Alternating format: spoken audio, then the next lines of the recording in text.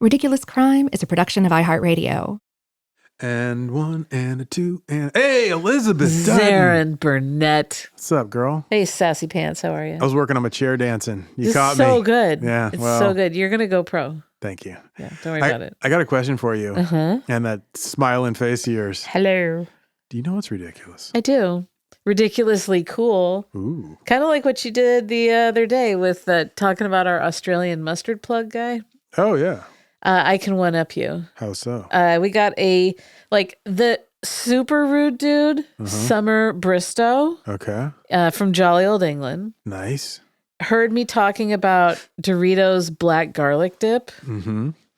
And that it was only available in the UK. And she's like, I got you. Sent us a jar. Us. Sent me a jar of this dip from England. That's dope. Can you believe this? That's really cool. I'm like, Thank you, Summer.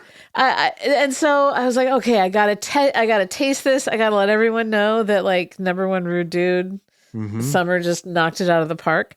It is an interesting flavor. It's very garlicky. I imagine. But you can kind of taste the food coloring. It's not black garlic as in like fermented black garlic. It's garlic that is dyed black. Oh. Yeah, it's interesting because it's for Stranger Things. Oh. Like, so I don't know. I didn't watch that show, so I guess they eat this kind of stuff, or they. I only watched the first season. Swim in it. Either way, it was very. It's the Demogorgon's blood. Is this? I don't know. It could be if you cut the guy open and it goos out. It looks like dip. Anyway. How is it? How's it taste? It's very garlicky, which I love. Sure. But like I said, very food coloring-ish. Red dye number 5 flavor, huh? Yeah, except but for black. like Vanta Black number 8. So anyway, I still can't get over the fact that I got to taste it after, talking about it, talking at you about it. Well, and that that. we had someone who went to all that trouble. It was the nicest thing ever. That is really considered. Thank you, Summer. So I'm going to have, I look at that as like my next 8 Christmas presents. It was so cool. You just made her so happy, Summer. I know, you have no idea. Well, I got one for you that's also ridiculous. Yes, please. Okay. Try this on for size. Imagine that you think it's a good idea to rob Johnny Cash and his family at Christmas time in Jamaica. Okay, I would not think that was a good idea. I know.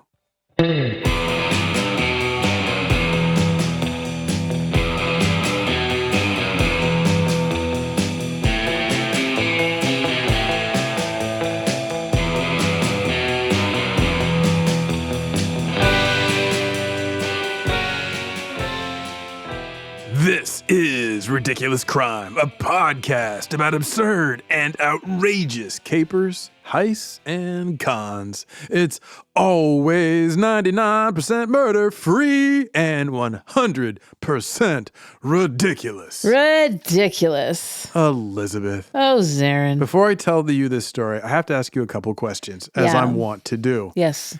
Do you like country music? I do. Well, I like outlaw country. Okay. Yeah, same. I mean, actually, I like a little bit more than that. But Roadhouse country. I feel you on that. I don't like contemporary country. Well, sure. Maybe not contemporary, but do you like anything older, like the Carter family? Yeah. Merle Travis? Merle Haggard? Merle Haggard. Okay. Yeah. There you go. Yeah. Okay, now second question. I mean, I don't like when they're all in a pickup truck and a red Solo cup and a pretty little girl and a... So like late 80s and on.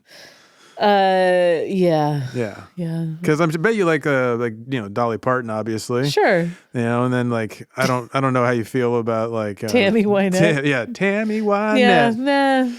George Jones. No, I like outlaw country. I like Willie, Waylon, Merle. I like that crowd. Okay. Chris Christopherson. Love Chris Christopherson. Yeah. Well, I got another question for you. Yeah. Second one. Yeah. Do you like Christmas music? You and I had a conversation about this not too long ago about Christmas. That I was not always a fan of Christmas and found it sort of inexplicably depressing. And I don't really know why, but I've been making an effort. I do love Christmas lights. Oh my God. Okay.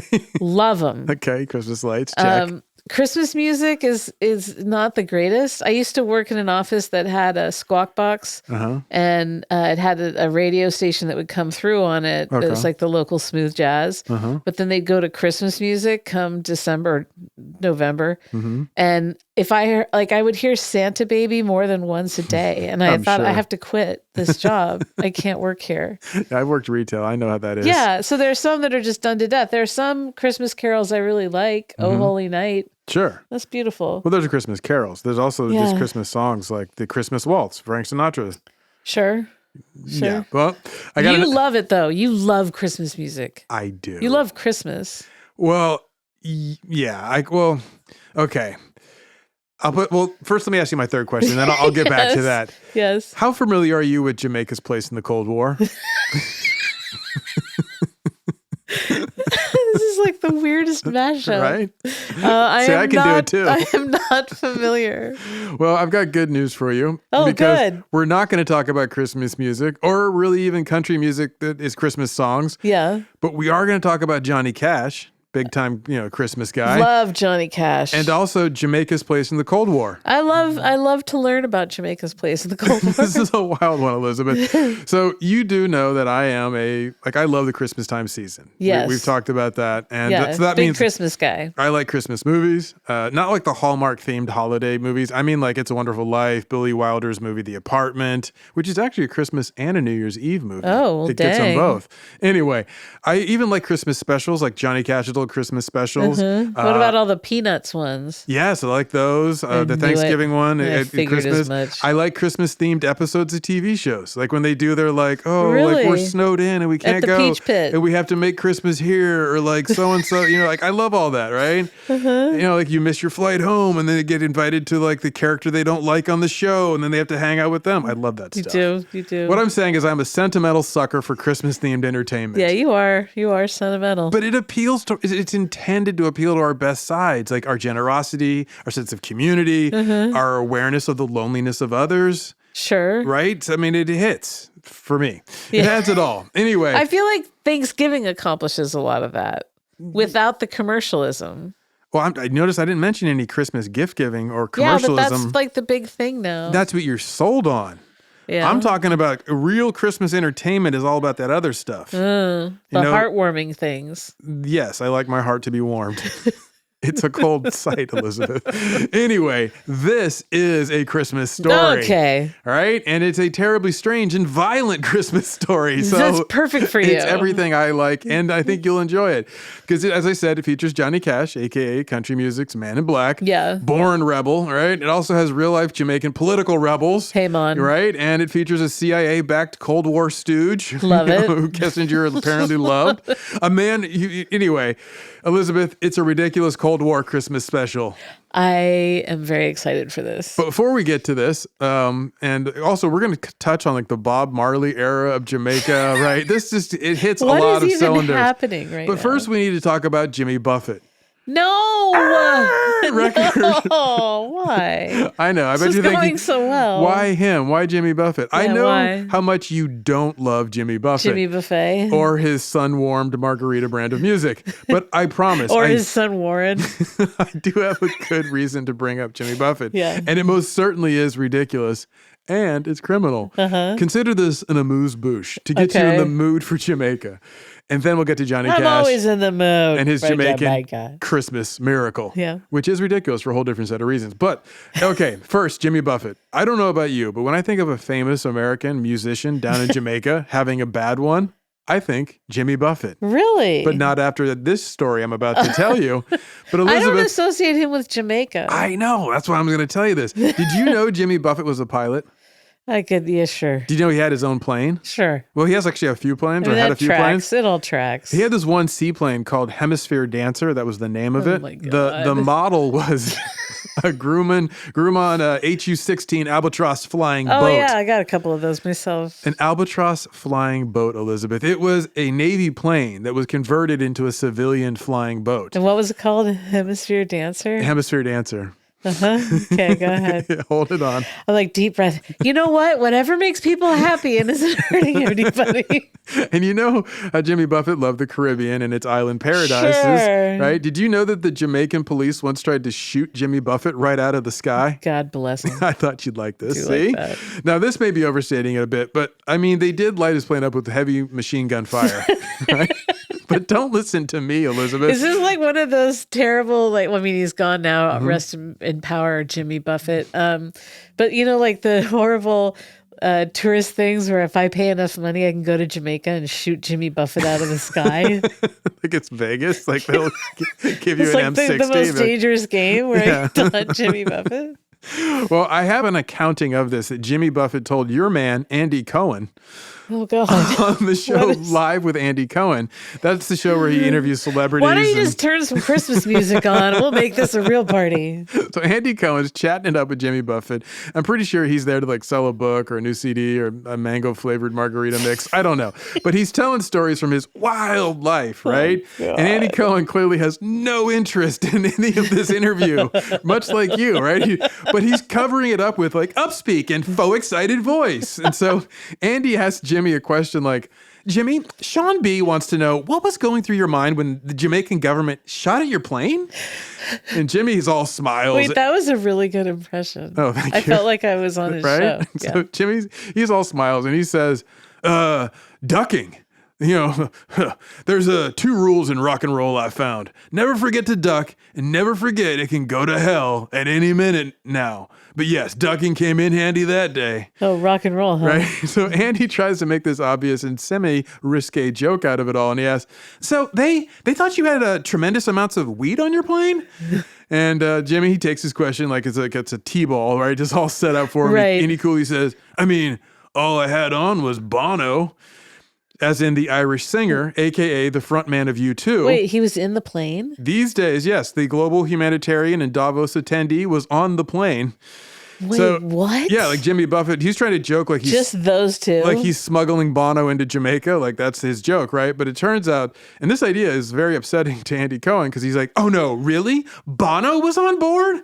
And Jimmy, he plays it cool like, Bono was on the plane. And so Andy now upspeaks his excitement appropriately, like, wow, oh my gosh.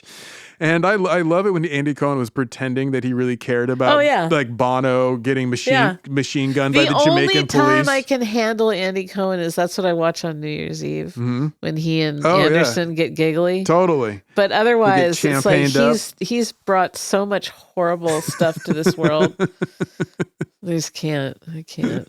Well, to close out their interview, Jimmy Buffett, he tries to like end on a joke. So he says, I don't know what he had on him. Like Bono is the smuggler. He's right? like, I was carrying cirrhosis, but I don't know about Bono. Yeah, boom, comedy gold.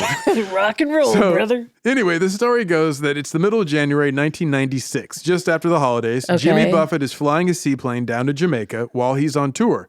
And, you know, for shiggles, as you would put it, he decides to take Bono and Bono's wife and their kids with him aboard his flying boat for a quick hop down to Negril in Jamaica. Also on the boat is Chris Blackwell, which, if you don't know him, he's the founder of Island Records, the guy who signed Bob Marley and the Wailers and helped make them world famous. Right. So that guy, right? Okay. So Jimmy Buffett brings his seaplane in for a water landing, and the Jamaican police believe that the plane is smuggling drugs. So they train their machine guns on Jimmy Buffett's seaplane and then just open fire. Oh, so this is like a tradition of like, I think there's drugs there. Pretty much. So let's just light them up. The way Bono told it to the Belfast Telegraph, these boys were shooting all over the place. I felt as if we were in the middle of a James Bond movie, only this was real. It was absolutely terrifying. And I honestly thought we were all going to die. They're trying to shut us down. Wait, this is such a cursed thing. Right? Well, of course the Jamaicans are going to think you're flying a boat in the air. Yeah, it looks like it's just filled with drugs or like Disney characters from Tailspin. Or Bono and his family. So apparently, from what I read, when the machine guns start to fire, Bono, his wife Allie, their kids, they all dive for cover appropriately, afraid they're about to be killed. Yeah. And then after the Jamaican police cool their cannons, Bono looks around. He sees no one in his family got shot. And as he told the newspaper, "Thank God we were safe and sound. My only concern was for their safety. It was very scary. Let me tell you, you can't believe the relief I felt when I saw the kids were okay." What an international incident that would have been. Totally. Now, that same year, Jimmy Buffett was asked about the whole "I almost got Bono shot by the Jamaican police." Right. And he said, "I thought it was a joke until I heard the gunfire." Oh, rock and roll.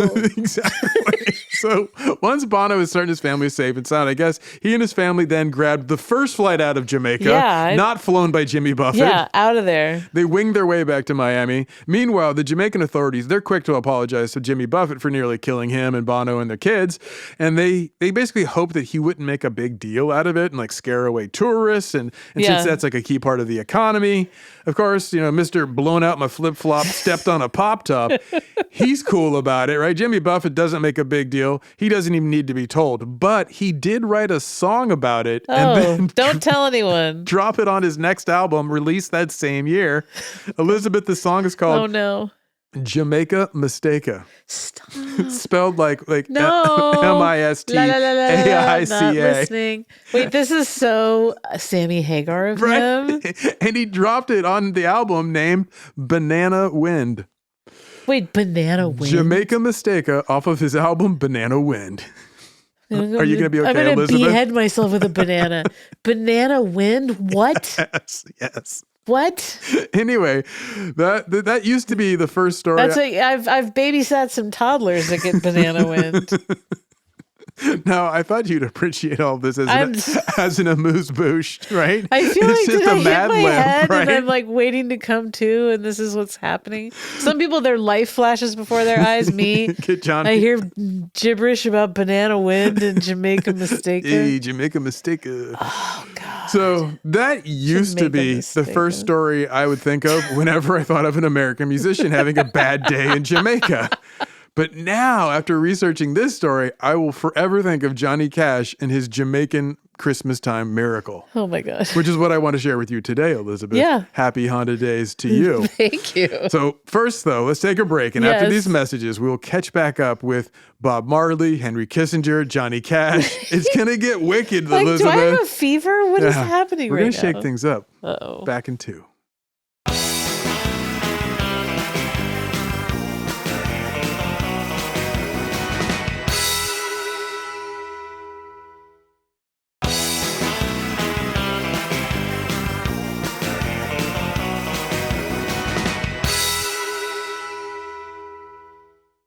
And we're back, Elizabeth. Yes, we are. How amused is your boosh? It's I'm booshed out right now. So where were we? Oh, right. Jamaica Mistake.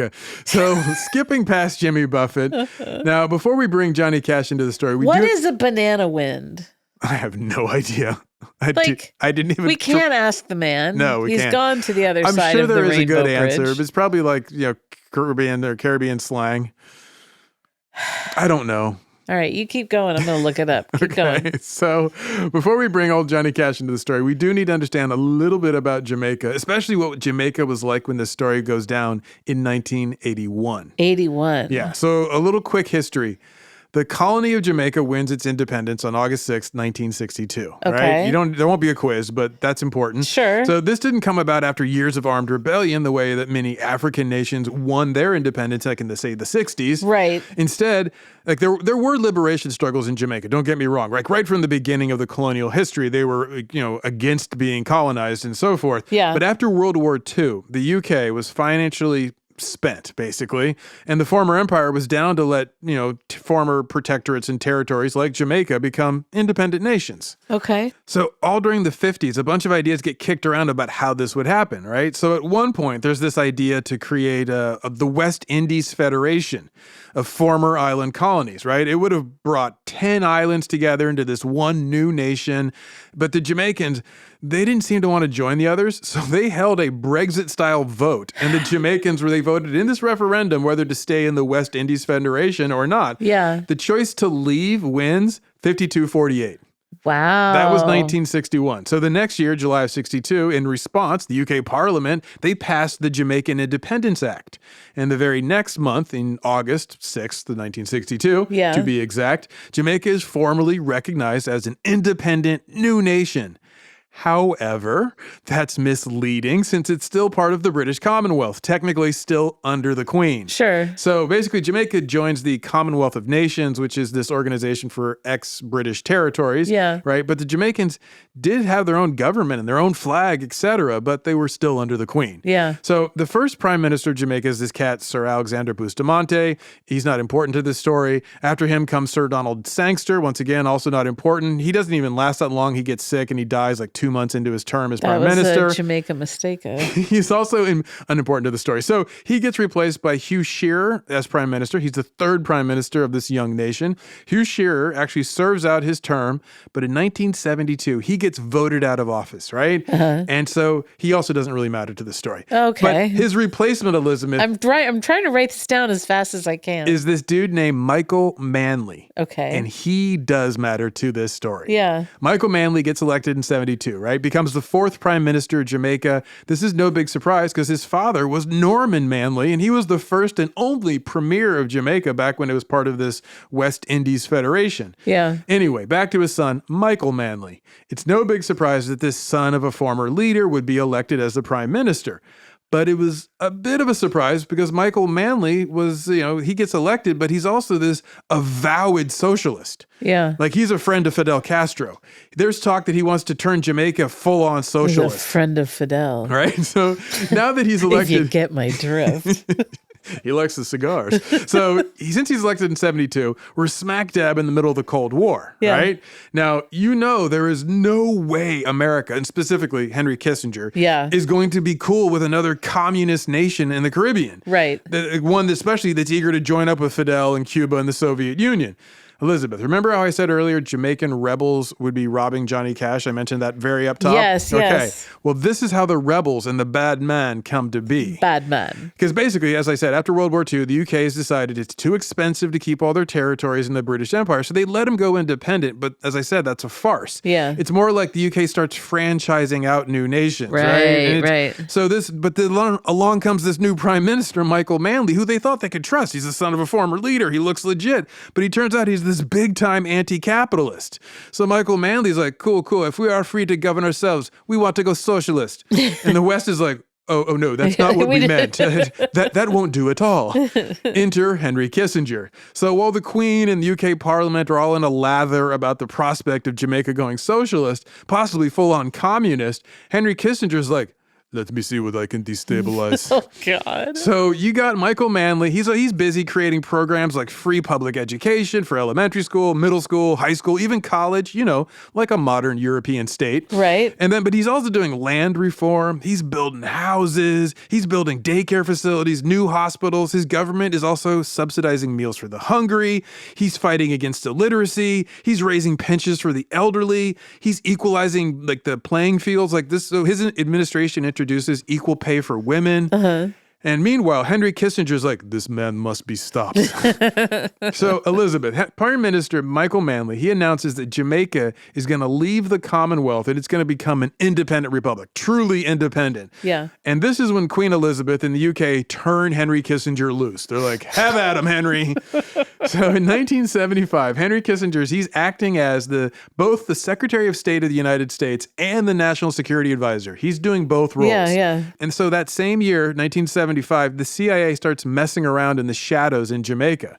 Meanwhile, Prime Minister Michael Manley, he's helping Cuba out, who's sending its armies and its doctors over to Africa, specifically to Angola, to aid in its war against apartheid South Africa. Right. So there's heavy-duty Cold War internationalism going down, and Jamaica is all a part of it. Throughout the second half of the 70s, from 75 on, Kissinger, he's still in charge of the State Department, even though he steps down as National Security Advisor. So the CIA, though, stays busy trying to foment this rebellion against Michael Manley and his socialist administration. So the CIA, they back this dude named Edward Seaga to be the next prime minister of Jamaica, which was kind of a wild development on its own because if you knew Edward Seaga back in the day, he was just this Jamaican record producer. Oh, really? Oh, yeah. So who is Edward Seaga? Who is Edward Seaga? Yeah, great question, Elizabeth. Edward Seaga was the leader of the opposition party through the 70s, which was the Jamaican Labor Party. But in his youth, he'd been this like hip record producer guy who's kind of a big deal in the Jamaican recording industry. Uh-huh. And importantly, he was born in the United States. And then he returned to the U.S. for college. So he attended Harvard, graduates with a BA in social sciences. Then he dips back to Jamaica. And in the 60s, he's working as a music promoter. But then he starts his own music company, the whole thing. And then Edward Seaga, this semi-hip pan-global cat, he's like, he grows up, essentially. Yeah. But he's really an interesting character because his father is a Lebanese Jamaican descent. Okay. His mother is a mix of Black African, Scottish, and Indian descent, like East Indian, right? Yeah. So he's very much this representative mix of Jamaican populations. Sure, yeah. And also, like Michael Manley, he's born into wealth and privilege. So after he's like dabbling in music production, and I said he grows up, he goes into politics, then he finesses his way into being the opposition leader against socialist Michael Manley. And that's when the CIA approaches him, and the agency is like, how would you like to be the next prime minister of Jamaica? This leads to the full-on craziness of the CIA in Jamaica. So in the run-up to the Jamaican elections, scheduled for, say, the beginning of 77, Michael Manley's government is facing re-election. Meanwhile, CIA fomenting all kinds of nonsense. And this is the same time when there's an assassination attempt against who? Bob Marley. Oh, yeah, that's right. Right? So the CIA, they suspect that Bob Marley is supporting Michael Manley and his whole socialist agenda. So the CIA, they can't have the most popular man in Jamaica sway the vote. Yeah. So one night, some armed bad men try to kill Bob Marley. Now, I'm not saying the CIA is behind it, but the fingerprints are all over it. So the story goes, in December 3rd, 1976, it's like 2.5 days before there's supposed to be this huge show called Smile Jamaica. It's this concert, right? Yeah. So Bob Marley's the headliner. The show is meant to calm down all the political violence. And that particular night, at around 8:30 at night, Bob Marley's chilling at his house. And he doesn't have a house. He's got a compound. This place, 56 Hope Road, it's huge. It's basically a commune where he and his wife Rita live with all of their kids and all these other people, some members of his band. People are like sleeping outside like in groups of 5. And it's just this wild Rastafarian compound, right? Yeah. Anyway, that night, while they're chilling at 56 Hope Road, 7 gunmen raid the compound and they start shooting at whomever they think matters. So like Bob Marley's wife, Rita, she gets shot. Yeah. She's sitting in a car when she gets shot. And I don't mean like just winged. She's shot in the head. She survives. Don't worry. Yeah. But the gunmen, they sneak further into compound and then they poke their guns into the house and they just let the guns spray. Remember, there's kids all over the place. Right. They're like, not of our problem, right?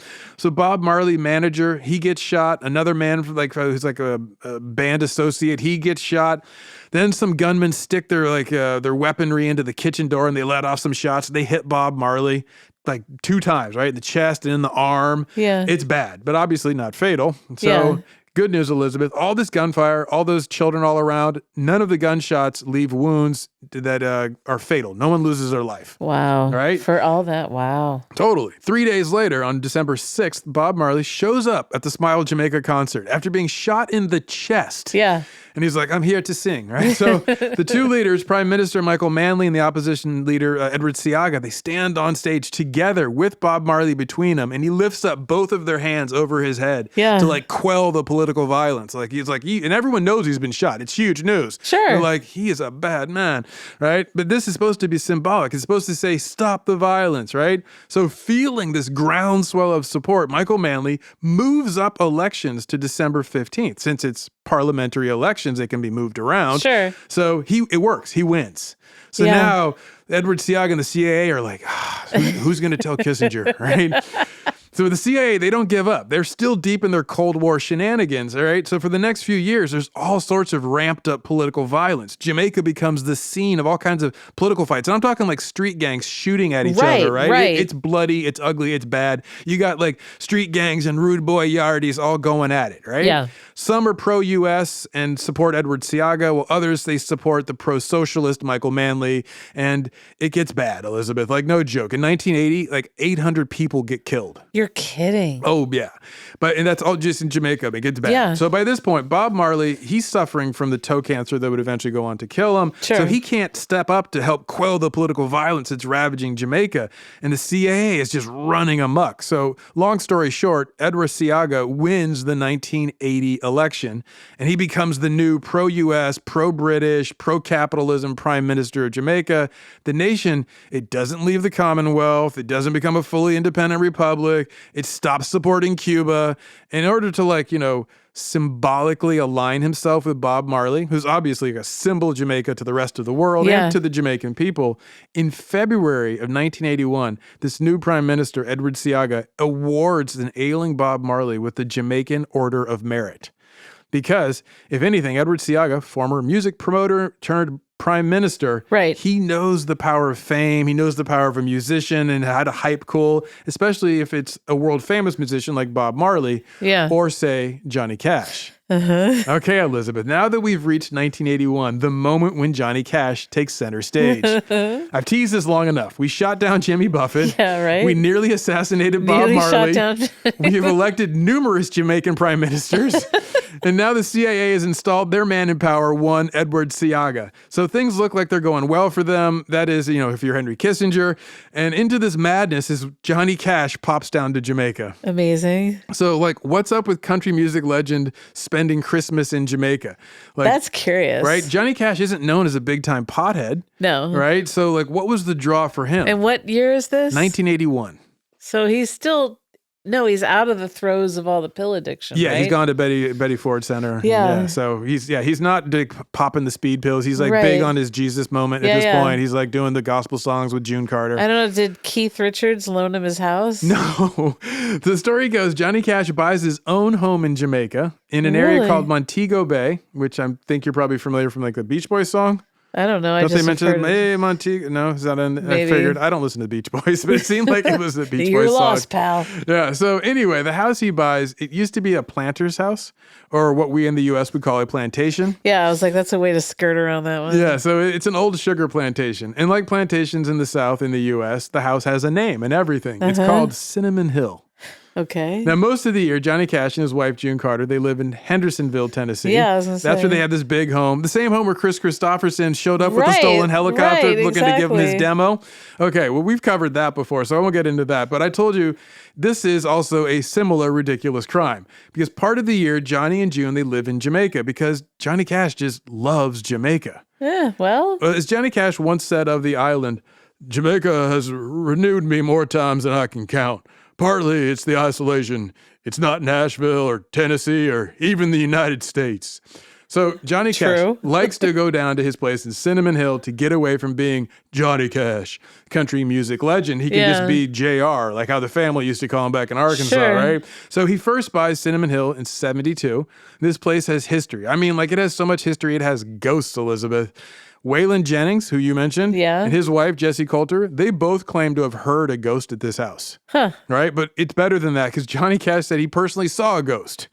He saw a woman walk through a locked door. Oh. Well, here's how he tells it. Once a woman appeared in the dining room and 6 of us were present. We all saw her. She came through the door leading to the kitchen.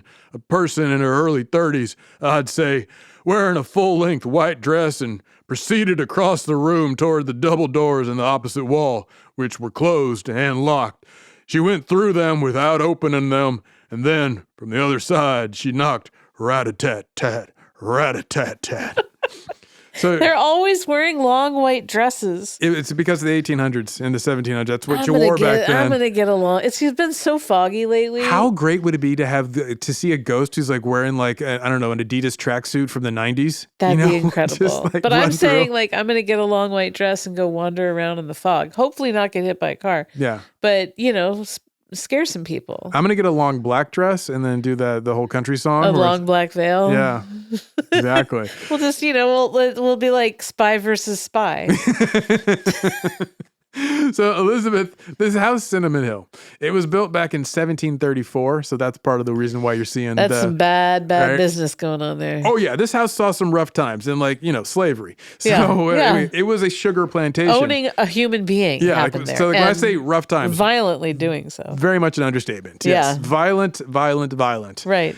Anyway, now you are fully ready to hear the story of Johnny Cash and his Christmas miracle. You have all the pieces in play. I have everything I need to know. But first, let's take a break. Well, but first, here's something you need to know. Sure. I looked up banana wind. Oh, you did? And when, you know how you do Google and they have the AI overview now? Sure, which is usually wrong. So I'm going to read it. Okay, perfect. It says banana wind can refer to a strong wind that blows bananas off trees. Or is the name of the 1996 Jimmy Buffett album. In the context of the album, Banana Wind is a metaphor for a strong emotional breeze that blew through his music, which blends various genres.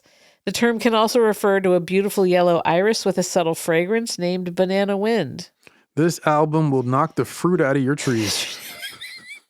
A strong emotional breeze. Yeah, exactly. Oh, excuse me, that was me. Jimmy! So anyway, now we know everything we need to know. Now we are set. The wall is built. So it is. Let's take a little break. Let's do some ads. And when we're back, release some banana wind. We're going to rob Johnny Cash at Christmas. Oh, yeah. Yeah.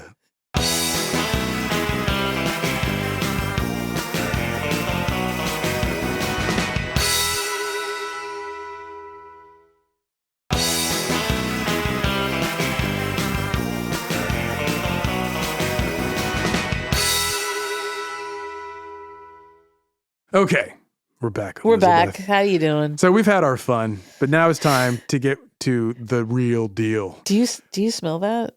With the banana wind? That's banana wind. So did you make a mistake over there? So it's the interns. I'm gonna call They're releasing banana wind. That's who you're gonna blame them. So I'm calling this Johnny Cash and his Jamaican Christmastime miracle. That's a good title. I like it. As I told you, Elizabeth, this story takes place in 1981. 10 years before Point Break was released. No. Yes. What year did Point Break come? 1991. 1991. So that was 5 years before Banana Wind was released. No, 15. It came out in 1996. Yeah, 96. We're talking about 81. From Point Break. Relative to Point Break. I use Point Break as my reference point for everything. Of course. Utah, give me 2. I am an FBI agent with Banana Wind. Go ahead. It's December. You may proceed. Christmas time. Johnny Cash takes his family down to Cinnamon Hill for the holidays. June Carter. That's his wife. Sure. There's their son, John Carter Cash. He brings a friend with him, this boy named Doug Caldwell. Okay. Also with them are some other family members, like there's Johnny Cash's sister, Reba Hancock, and her husband, Chuck Hussey. Also one of Johnny's friends, this archaeologist, a guy named Ray Fremer. And they also have their house staff with them. Personal archaeologist. Totally, right? They also have a cook and her stepdaughter who works as a maid at local houses in Jamaica. And then they also have their house manager who's the one who takes care of their house back in Tennessee, but who comes down with them for the holidays to manage that. Oh, I was going to say, well, then who's watching the house in Tennessee? Chris Christopherson. Oh, that's right. Stole a helicopter, flew back over. Of course. So what they don't have at the house, though, are security guards.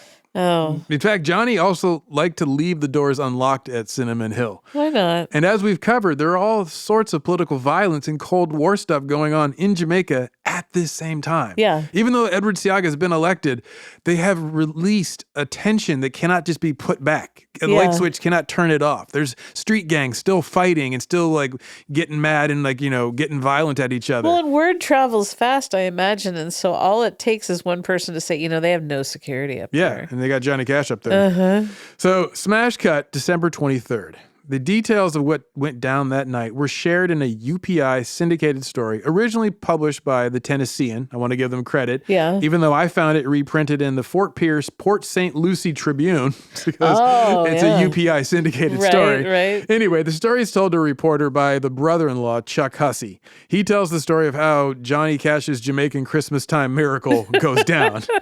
So according to the UPI story, Johnny Cash, his family, and guests had their heads bowed in prayer at the dinner table when 3 armed men burst through the dining room door of their Jamaican estate overlooking the Caribbean.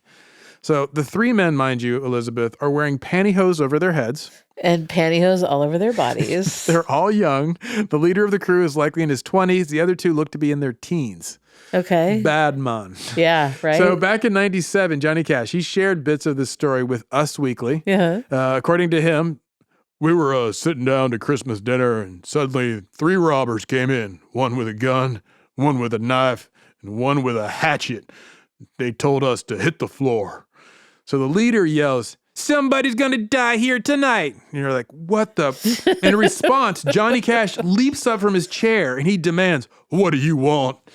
Now, the masked man with the gun points his gun at the boy that he thinks is Johnny Cash's son, and he shouts, "Everything or the boy dies." Right? Now, according to one account I read, the ringleader also yelled, "Everybody do as I say, or John Carter's going to die."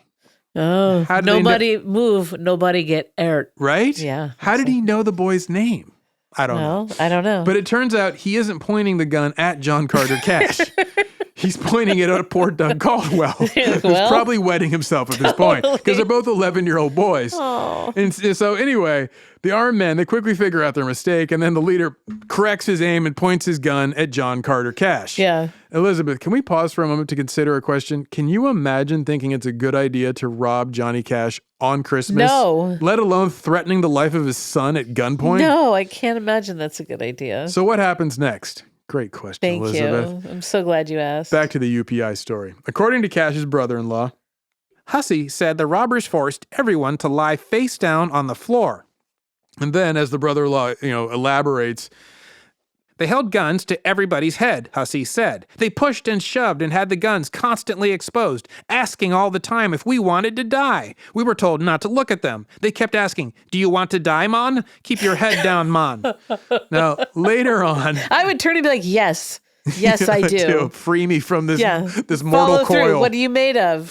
So later on, Johnny Cash's son, John Carter Cash, he wrote a memoir about his life, and he tells this same story in his book. And the book is called Anchored in Love, like a boat anchor. Sure. Right? And in it, John Carter, he says how the masked man with the gun holds it to his head and makes him repeat, "Say, you will die if they do not give us $3 million.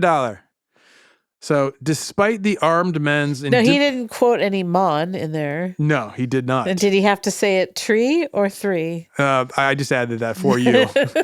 No, I'm just working with you, Elizabeth. I know, I'm trying to give you I'm just trying to put myself in that. Like, what if the guy says $3 million and then little Johnny Cash Jr. is all $3 million? What are you making fun of me? And then they get into the anyway. Don't you have any cultural sensitivity? So, despite the armed men's demands that Johnny Cash hand over $1 million or $3 or so to save his son's life, Johnny Cash has to explain to them he don't have it. Yeah. Right? He's like, look, the Jamaican government would never allow me to bring that much cash into your country. I can't just fly. I'm not Jimmy Buffett over here. So according to his book, Anchored in Love, after they realize that they won't get a loose $1 million or $3, the armed masked men, they change their plan. So as John Carter recalls it, one of the bandits said they were going to take us one at a time, like around the house to our rooms so we could give them all the money and valuables we had. We were completely at their mercy. Not that they seemed to have any. Now, if like me, you're wondering what Johnny Cash does while there's a gun pointed at his boy's head. Yeah. According to Hussey, he and Cash worked out a plan to follow if anyone was shot. John and I lay there whispering that we would take a chair and charge the man with the hatchet, Hussey said. So their plan is, I guess, take him out first and just hope the guy with the gun has bad aim. I guess. I don't know. But at this point, look out, bald head. Crazy bald head. So at this point, the armed men tell everyone to take off their jewelry, their watches, hand them over. Now, you may be wondering, Zaron, I'm not hearing a Christmas miracle in this. No, there's no. Well, to answer... I feel no Yuletide right now. I didn't think so. Well, to answer where the Christmas miracle part of this story is, Elizabeth, I'd like you to close your eyes. My eyes are closed. And I'd like you to picture it.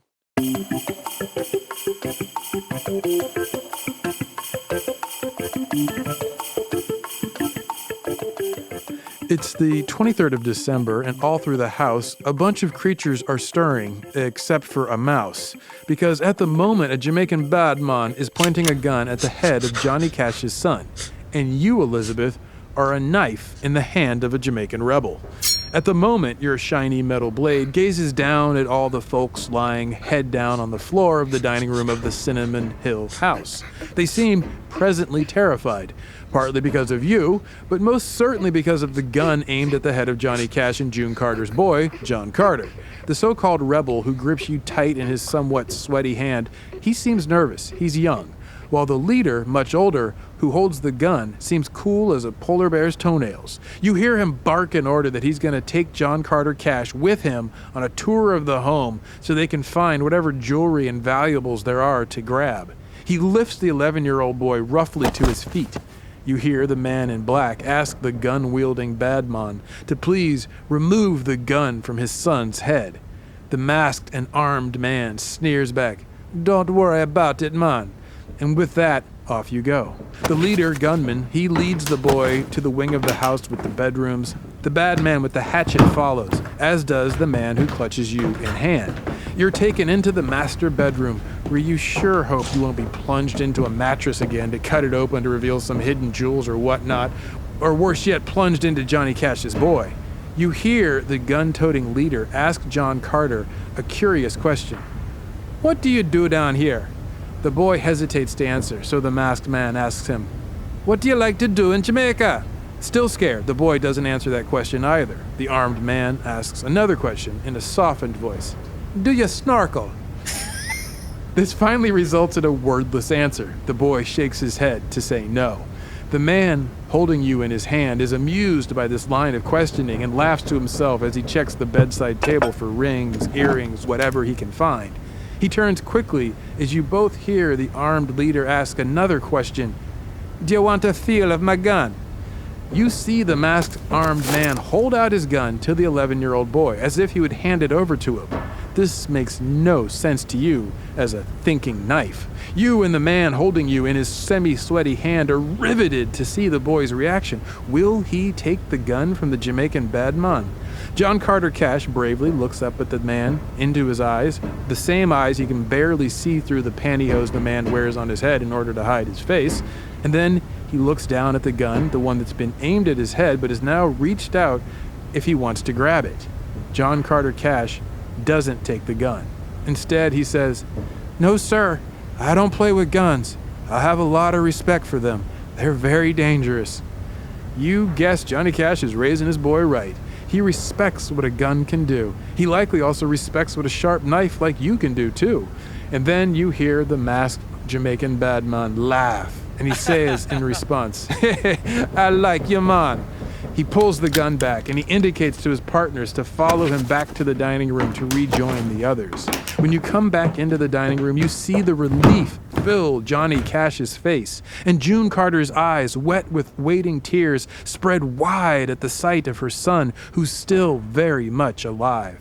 It's a Christmastime miracle. As the menace in the room begins to fade away, John Carter Cash has disarmed the anger of the intruders, and you are also relieved. Even though you are a knife, you still abhor wanton violence, especially death at Christmastime. So there you go, Elizabeth. Now, if you're wondering what Johnny Cash was thinking while all this was going down, like, was he praying to God to protect his son? I don't have answers for that. I would assume so. Yeah. But I do know this. Johnny Cash said at one point, "I really wasn't scared, except I was uneasy when the one with the gun held it on my son. I guess I was scared, but I couldn't let myself show it." So he's trying to act tough. Johnny Cash, Right. You've got him to the place where he's trying to act tougher than he is. Yeah, exactly. Luckily for Johnny, as you just saw, the armed badman did return John Carter Cash unharmed, and this helps change the mood in the house. After that, the Jamaican badman, quote, took each person that there was, one at a time, and went from room to room looking for valuables. This now lasts for the next 2 hours. 2 hours Yes. searching this place. One at a time. Ugh. Yeah. So, Elizabeth, it's pretty wild that this Christmas dinner starts out with an armed man who's wearing pantyhose on his head, who bursts into the house yelling, "Someone's going to die here tonight." And then, surprisingly, this same night ends without a single casualty or fatality. Exactly. Now, also, rather than rip and ransack the place, once they were satisfied with their haul of stolen loot, the armed masked men, they ordered Johnny Cash and his family and guests to get up off the floor, and then they lead them down to the basement. Now, you already know nothing bad is going to happen to them.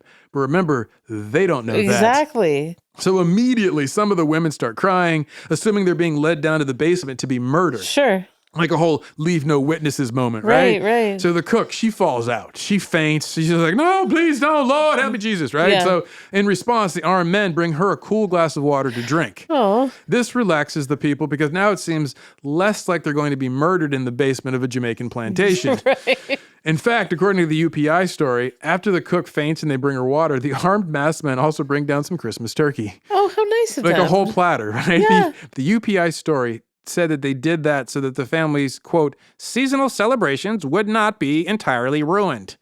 So being two growing boys, John Carter and his friend Doug, they get busy and they mow down all that turkey. They eat their fill. At this point, the bad men barricade them all in the cellar and they lock them inside. And then the armed masked man, they hop in June Carter's Land Rover and they tear off into the dark of the Jamaican night. If you're wondering how the family gets out of the cellar, it just so happens... They never did. You might imagine. As Johnny Cash would later tell Us Weekly, I took a 2x4 after they left and broke the door down. Oh. But by then, the armed masked bad men, they're gone. They're somewhere with like 35 to 50,000. I saw different amounts that they reported. Yeah. Somewhere between $35,000 and $50,000 worth of jewelry and valuables. Yeah. Now, when Johnny Cash tells this story later on in like one of his biographies or autobiographies rather, he tells the story, he leaves out the fact that the bad men stole a large cache of shoes. Like I'm talking like 175 pairs of shoes to be exact. A couple questions. Yeah. Couple What's up, notes. Imelda Marcos? Yeah. Did he travel with all these or did he just have them shipped down? Mm-hmm. How many pairs of shoes does one man need? Was it just his? Was it everybody's shoes? Totally. Why 175 shoes, Johnny? Is he a shoe guy? Were they in boxes? Is that why they were stolen? Were they worn out? I have a lot of questions. You're forgetting who we're talking about, as did I when I was reading about this. Yeah. Because, Elizabeth, the shoes are intended as a Christmastime donation to a local orphanage that Johnny Cash and June Carter supported. What if the name of his charity was Walk the Line? Oh, my God. You're good. So I did not even dawn on me. I thought I shouldn't have thought he'd be so selfish. I know, but I did the same thing. I was like, Johnny, why you got so many damn shoes? So once they're all freed from the cellar, Hussey, the brother-in-law, he leaves the Cinnamon Hill estate with one of the staff to go alert the police about the robbery. So according to the account that Hussey shared with the UPI, when they contact the authorities, the police inspector's like, oh yeah, they end up telling Johnny Cash and them that those same robbers who busted in on their Christmas dinner were known bad men. They were members of a terrorist group, according to the police. Now, in fact, the leader of the group had been shot and killed by the police a week prior. Not the same one busted in, obviously. They just put it aside and went out and got back to work. Right back to work. The professionals, semi-professionals. Exactly. So the police, they had developed this working theory that perhaps robbing Johnny Cash was an inside job because the robbers sure knew a lot about the family. They knew to threaten John Carter, right? Yeah. They also, the Jamaican cops, they come to believe that perhaps the robbers had even been to the house before because based on their familiarity with it and the fact that they knew no security would be there. Yeah, I could see that. So like, were they delivery people? Were they workmen? Sure. Were they friends of neighbors? Who knows? Right. But what we do know is that what happens after the break-in, two of the armed masked men, they get caught and arrested at Donald Sangster International Airport, named for the former prime minister. Right. They get busted in Montego Bay at the airport. The two both had tickets to Miami. And as Hussey told the UPI, we were told they had a fence in Miami. So, for the shoes. So at least they did think of that part. They had a fence. We always tease these guys when they make the robberies. They don't have so true. And but I don't know. I don't know about you, Elizabeth, but I kind of doubt they get top dollar in Miami. Like I don't know if the provenance of the jewels would be properly appreciated. Yeah, I don't think so. Like who knows if a fence working in Miami in 1981 is a country music fan or even like would know who June Carter is. You know, it's like these are June Carter's. Oh yeah. They're like, I'm sorry, I'm a cocaine cowboy. You couldn't take it to Nashville. No, exactly. Yeah, what do you do? They took it to Miami and they had a fence there. So they're like working like, I don't know, like the cocaine cowboy like route. Yeah. Either way, most of the stolen valuables, they get recovered when they bust them. So John Carter Cash said in his memoir, the whole incident was, well, as he put it, yeah, that was quite a night. I'd say. Like, I love his impulse to downplay the whole night. Right, exactly. Like, how many crazy nights have you seen Well, that's what you're thinking. Like, if it doesn't rank in like the top 10. Right? Yes. Yeah. So anyway, how does Prime Minister Edward Seaga come into play into this scenario? You ask great questions, Elizabeth. As the UPI story from days after the incident reports, Jamaican police, fearing the impact of the publicity on their fragile tourism industry, have had no comment about the robbery. However, there was one man who wanted to get ahead of the narrative. One, Edward Seaga, the tool of the CIA. Right. The man elected in the fraught, violent 1980 Jamaican elections. Yes. The same man, as I said, brought to power by the CIA-backed unrest that now no one can quite put away. They're like, stop it. What is this, the French Revolution? I said, stop it. So according to the UPI story, the Jamaican Prime Minister, Edward Seaga, personally apologized to Cash. Personally, the prime minister came here and was like, come on, Johnny. Now, they didn't even do that for Jimmy Buffett. You know, they shot him out of the sky with Bono. They're like, I don't know, send him a ham. They got priorities. So there are also reports that the prime minister ordered an armed guard of Jamaican soldiers from the Jamaican Defense Force to encircle the home and keep Johnny Cash in Cinnamon Hill safe.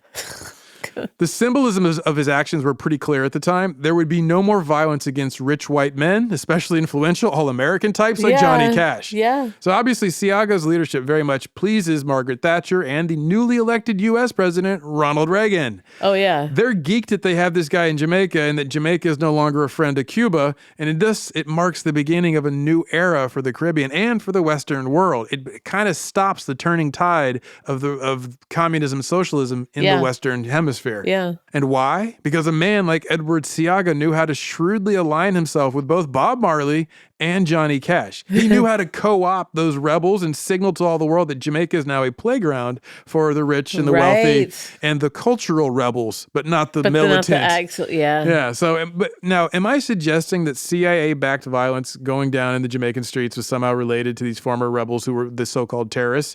Yes, I am. Yeah. But, and also, am I suggesting that it was connected to the same sort of lawlessness that almost took Bob Marley's life and then now threatened Johnny Cash? I also am. But I don't know that for a fact. I do know Johnny Cash naively chalked up what went down in that night to what he called the Ganja Wars. Oh. Because there was a bunch of, that's how he described it. Yeah. That vastly understates what was going down in Jamaica in 1980 and 1981. Completely. But Elizabeth, I will say that Edward Seaga certainly knew how to use this moment to his benefit. And I think it's ultimately fitting we give the final words to the man in black himself. Yes. In his autobiography, Johnny Cash wrote that he'd considered what happened that night, and well, as he put it, I'm out of answers. My only certainties are that I grieve for desperate young men and the societies that produce and suffer so many of them. I felt that I knew those boys. We had a kinship, they and I. I knew how they thought. I knew how they needed. They were like me. He's talking about drugs. Yeah. No, there it is, Elizabeth. But there's our second Christmastime miracle. Johnny Cash gets robbed. They point guns at his son, his wife, him, his friends, his archaeologist. Yes. They threaten to kill someone. They steal valuables and they steal his shoes for an orphanage. And he never demonizes Jamaica, its people, or even those bad men. Yeah. Instead, Johnny Cash walks away identifying with the armed bad men. Yeah. He sees himself in them. I think old baby Jesus would approve of that. I was going to say, you gotta give it up to Johnny Cash as a true Christian. Right? That's the kind of Christian that I'm like, hats off, sir. Right? I can see how your spirituality informs your life. Yeah, exactly. How you walk the line. Right. See, I can do it too. Oh, you do. So what's our ridiculous takeaway here, Elizabeth? Don't mess with Johnny Cash. Right? That's just, that should be a global thing. I mean, obviously he's not around anymore to mess with, but even just in his spirit, don't step to him. Zaron, what's your ridiculous takeaway? Sometimes you try real hard and sometimes you Jamaica mistake. Oh my God. That sweet banana wind. Yes. So you in the mood for a talk back? We can wash this down with a cool daiquiri. I am. Producer D, can you favor us with a nice and tasty one? Talk back. Oh my God, did he just say that? OMG. Hey Rude Dudes, I just listened to the Pizza Connection episode, excellent title by the way, and I have a related story. About 10 years ago, I was renting a house with some friends in kind of a sketchy neighborhood like you do in your 20s. A KFC up the street from us was eventually busted for selling drugs out the drive-thru window, openly, like people were ordering a 10-piece and a dime bag. That was our cue to move, obviously. Thanks for the podcast, and I'm looking forward to the Louvre heist episode. Yes. I love a dime bag and a 10-piece. I love it. I'd like that dime bag extra crunchy. Extra sticky. Oh, that's so good. Well, thank you for that one. And we'd love your talkback. So please go to the iHeart app, download it, and you can leave a talkback there. Maybe to hear your voice here. We would love to hear it. We'd love it. And you can also find us online at Ridiculous Crime on our social media. That's mostly Instagram and Blue Sky, I think somewhere else, maybe. I don't know. And we have the account Ridiculous Crime Pod on YouTube. So go check that out if you prefer listening on YouTube. And we have our website, ridiculouscrime.com, which we didn't get nominated for any awards this week. I think we're slacking. Oh, we totally are. But whatever. So that's okay. So now you can't win every week. So you can email us, though, if you want, at ridiculouscrime@gmail.com. We'd love to hear from you. We've been getting some great ones, and we're thinking about putting together a mailbag episode. So please send us some ridiculous confessions, stories you know, things you found. We'd love to hear it. As always, thank you for listening, and we will catch you next crime.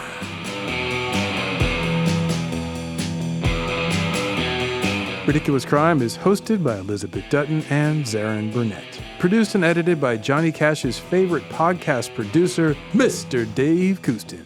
And starring Annalise Rucker is Judith. Research is by our very own Tennessee 2, Marissa Brown and Jabari Davis. Our theme song is by our resident June Carter fanboys, Thomas Lee and Travis Dutton. The host wardrobe provided by Body 500. Guest hair and makeup by Sparkle Shot and Mr. Andre. Executive producers are Henry Kissinger anti-fan club presidents Ben Bolin and Noel Brown.